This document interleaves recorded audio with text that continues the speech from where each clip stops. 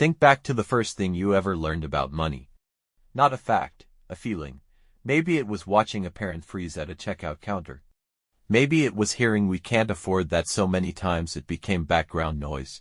Or maybe money never felt tense at all. It just existed, quietly, in the background of your childhood, never once discussed at the dinner table. Here's the strange part. That single memory, formed before you could even do long division, is still running your financial life today. Not your salary, not your credit score, that feeling. Researchers have a name for this.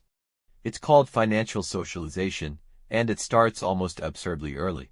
A study out of Cambridge University, led by developmental psychologists David Whitebread and Sue Bingham, found that most of a child's core money habits are already formed by around the age of 7. Not learned in school, not taught in a class. Absorbed, silently, from watching the adults around them handle money under stress, or without it. So by the time you got your first job, your first bank account, your first credit card, the operating system was already installed. You were just adding apps on top of it. And this is where rich kids and poor kids start diverging, long before either of them earns a single dollar. In wealthier households, money is often talked about like a tool. A calm, boring, slightly technical tool. Kids overhear conversations about investments, property, tax strategy, business decisions. Not because they're being deliberately taught finance, but because money isn't an emergency in that house. It's a subject, like weather or homework, emotionally flat. Logistically interesting. In lower-income households, money is far more likely to be discussed as a crisis. A bill, a shortage, a fight. A worrying that shows up on a parent's face right before it shows up in their voice. The child isn't being taught financial literacy. They're being taught financial fear. And fear, it turns out, is an incredibly efficient teacher.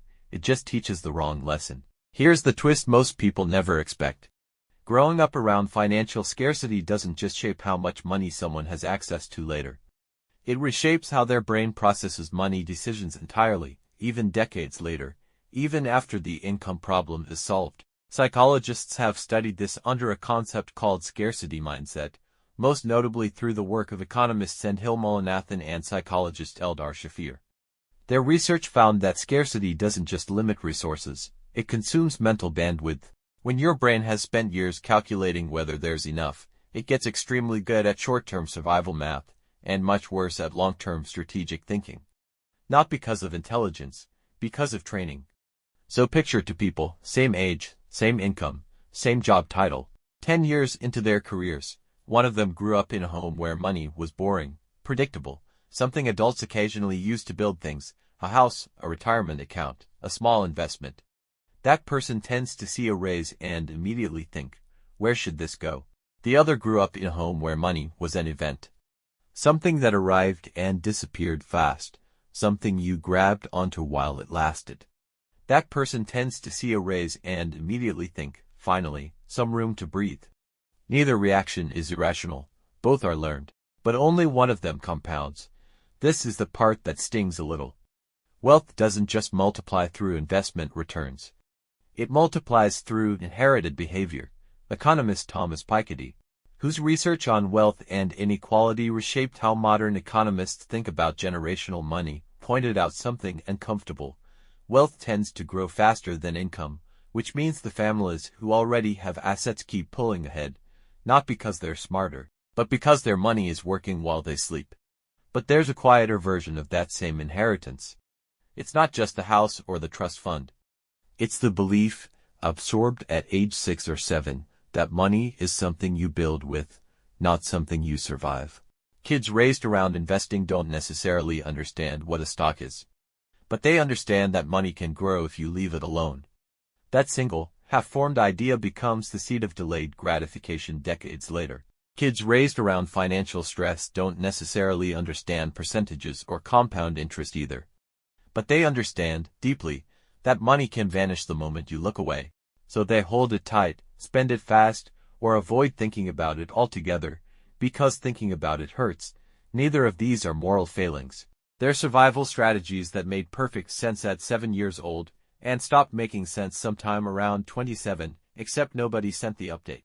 Financial literacy researcher Anna Maria Lusardi has spent years studying why financial education programs so often fail to change behavior, even when people clearly understand the material. Her findings suggest something important. Knowledge alone rarely rewires behavior.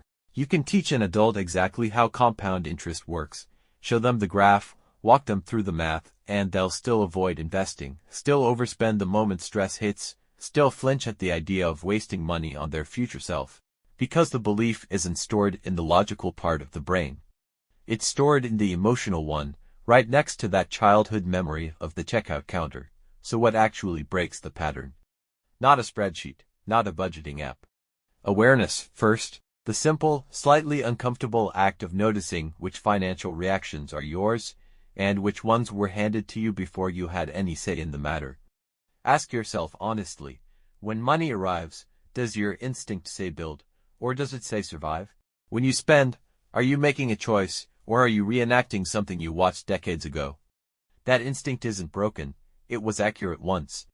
It kept a stressed household functioning, or it optimized a calm one. But the environment that created it isn't the environment you're standing in now. The rich kid and the poor kid in this story eventually grow up into the same room. A meeting, a negotiation, a moment where a financial decision needs to be made under pressure. And in that room, income doesn't decide the outcome nearly as often as instinct does. The good news, if there is one, is that instinct can be edited, slowly, deliberately, the same way it was written in the first place, through repetition, not through a single insight. So go back to that first memory, the checkout counter, the silence, the calm, whatever it was. You didn't choose it, but you get to choose what happens next.